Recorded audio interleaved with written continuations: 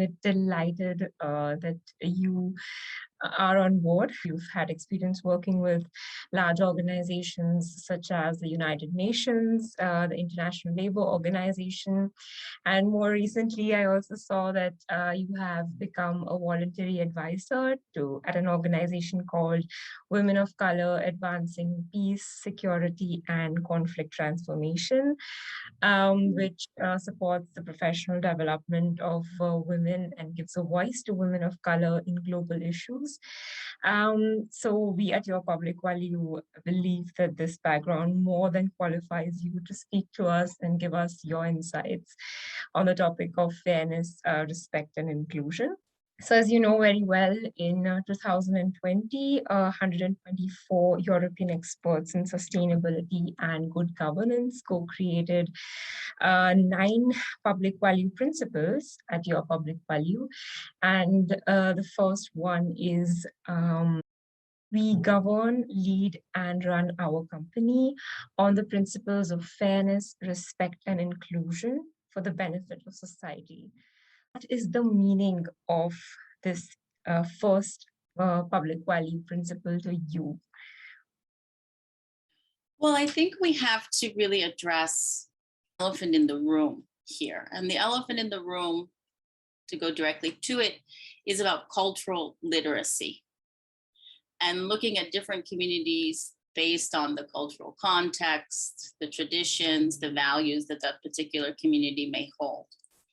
And it seems to me that leadership, especially in the private sector, follows very much a mono approach, which is predominantly based on Western ideology, male-dominated environments, where there's kind of an imposition on the countries where these private sector organizations may be working, meaning essentially that there's not an effort really to integrate or to start a process where cultural values can be understood, and that the values coming from the private sector in that country can be integrated within that community and understood so that the community can also benefit.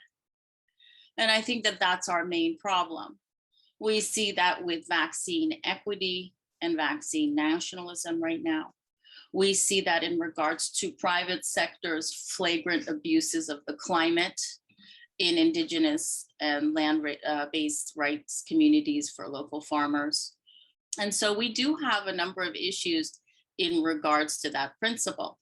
So for me, to answer your question, to come around to it, leadership has to be inclusive, but not based on this corporate mono approach. It has to look at this principle is starting to build a roadmap where we can create pathways of understanding, and they must be first and foremost based on cultural literacy, in my view.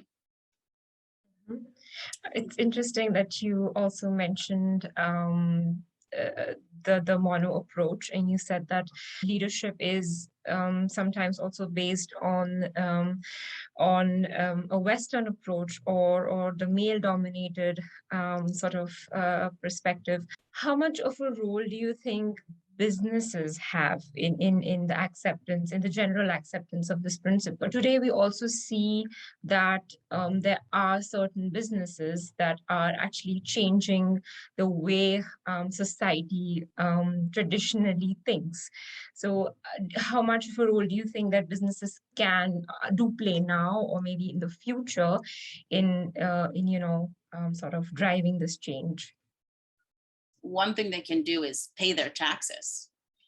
Private sector can pay their taxes in the countries that they work and show the local communities and the government that they're responsible, and they're trying their best to avoid or shelter or to try to avoid paying taxes. Those taxes can really benefit the local community. The government can implement a number of, healthy food programs, promote local farming, look at the education system, and tobacco by imposing or using those monies to tackle non-communicable diseases. So there's a wealth of use for that, and that's private sector in countries. First and foremost, pay your taxes. The next thing is more complicated. It's based on the principles that you're talking about values, committing to values. We see a lot of this around. Even corporations are promoting a kind of branding strategy based on building trust and values. However, I would say that one-off diversity, equity, and inclusion trainings are a waste of time. What I'm seeing is that the corporations hire a diversity officer, and he or she may come in for a one-off with the heads and then subsequent meetings with different levels of staff, and then write a summary report about recommendations. And then that's basically it. It's shelved. We did our diversity exercise. What it involves is to go back to cultural literacy. So for example, if you're in a room and you're a private sector boss and you happen to be a white male, not to white male bash here, but an older white male, and you have a team around you, and one of the colleagues happens to be an African-American woman, and every executive meeting, you ask the African-American woman to take notes, there's an impact there.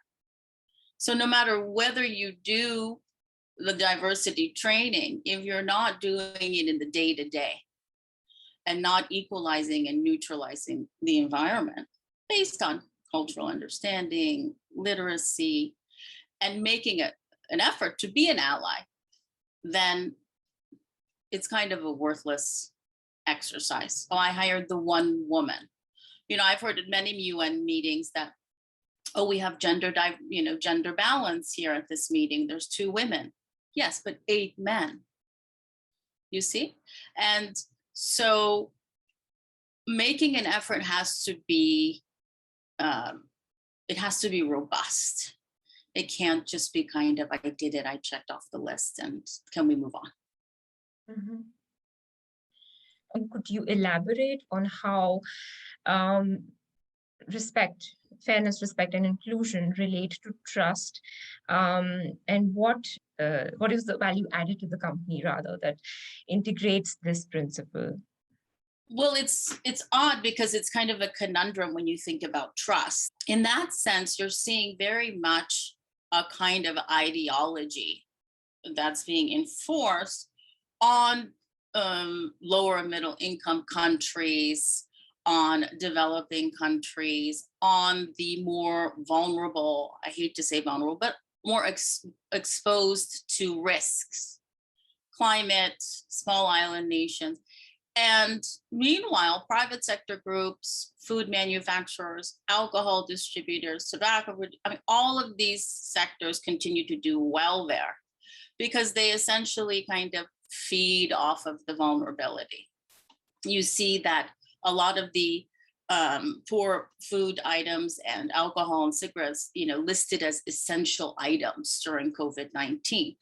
Knowing that full well all of our vulnerabilities were fully exposed, and there may be an inclination for people to reach toward unhealthy foods, tobacco, and alcohol. But still, governments let this go through. So there has to also be a cooperation with the government in the country that these private sector entities are working in. What is the message that these groups are sending out? Let me just give you one other brief example, because you mentioned WCAPS, which is led by a wonderful woman who started at Ambassador Bonnie Jenkins.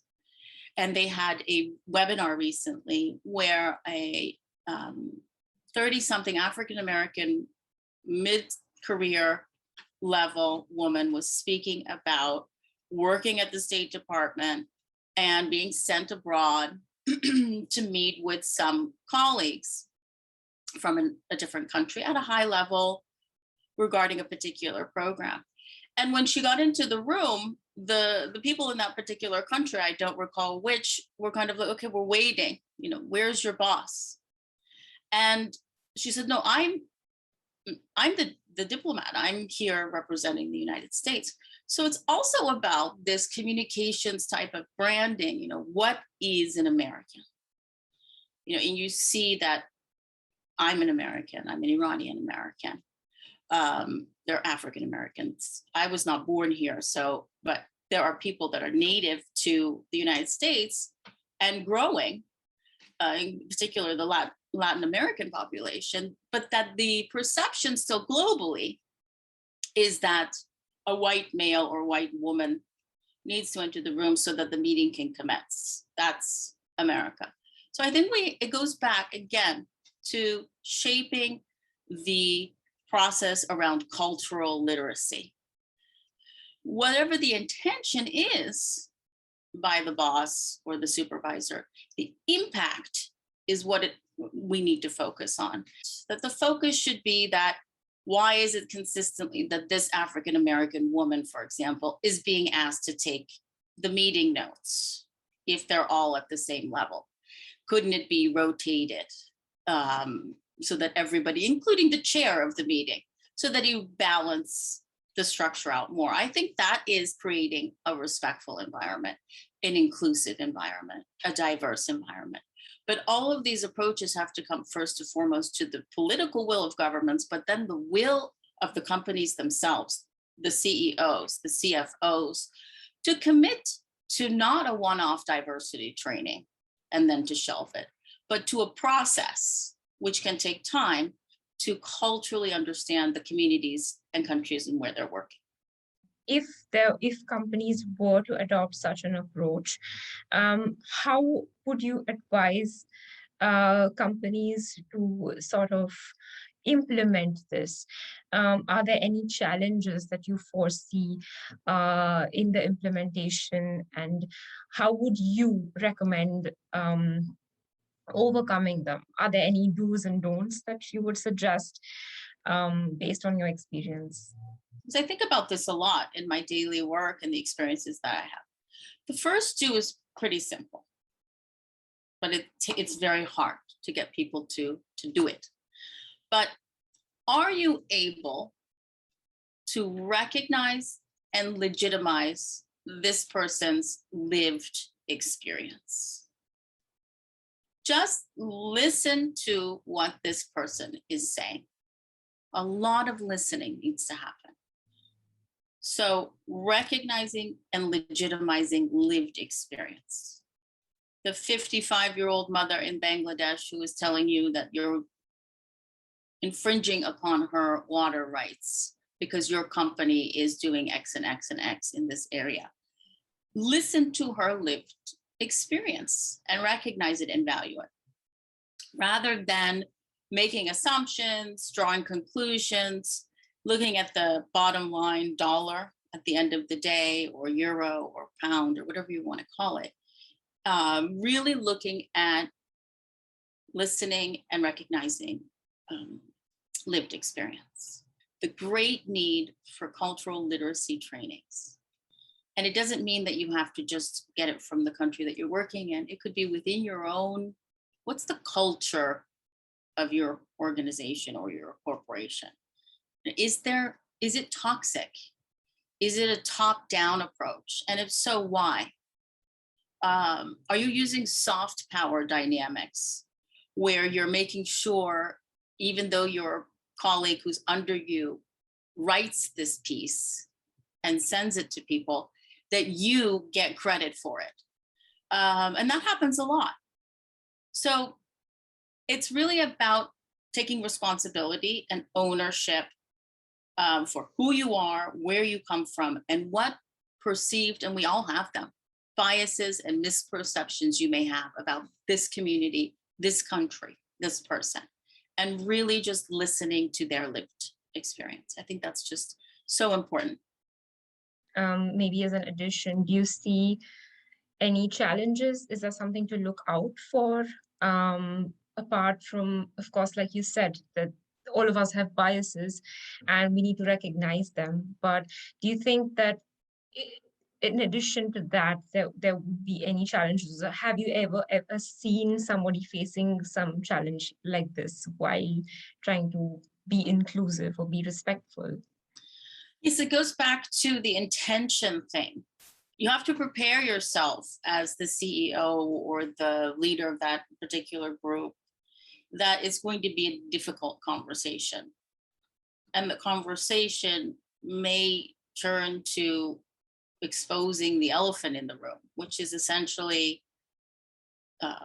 white or colonial supremacy that has disempowered indigenous communities, that has stolen land from local farmers, that has oppressed women, that has, I mean, there is a whole historical system in play, but it's always kind of the elephant in the room. You know, a lot of the times, because of these quick social media and in the age of information, and this is where the mistrust comes from. So much information, so many different sources, vetting all of these sources. There's always a kind of bad guy created in this type of scenario. So looking at building cultural literacy builds trust. Looking at promoting a respectful environment, recognizing lived experience builds community inclusion. And then you can begin the work of shifting or transforming, which is what we need. We need a radical shift in terms of the way we produce food, in terms of the way that companies avoid paying taxes.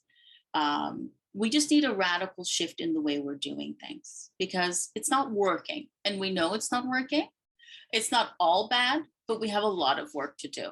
We have to look at ways in which companies can, perhaps private sector, can help assume some of that responsibility, especially in terms of paying their dues, paying their taxes, contributing to the financing aspect of what countries need in order to be able to set up early response systems for natural disasters, mitigate climate risks in order to produce food more equitably. I mean, all of these things are now so interlinked that we all have to begin thinking about it as a global community and not just as a private sector, civil society, government, so on and so forth. Everybody has to kind of mix onto the same track.